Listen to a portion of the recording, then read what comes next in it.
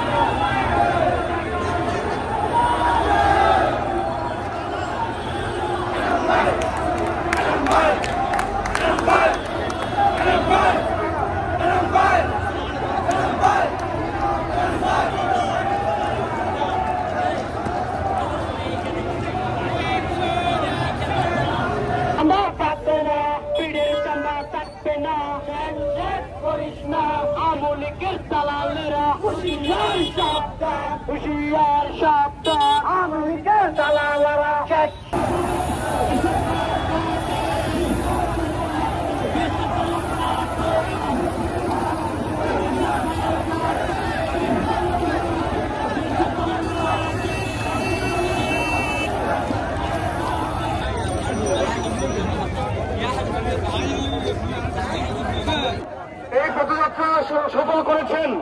সবাইকে বাংলাদেশ জাতীয়তাবাদী যুব দল কেন্দ্রীয় নির্বাহী কমিটির পক্ষ থেকে জানাচ্ছি সংগ্রামী শুভেচ্ছা এবং বিপ্লবী অভিনন্দন।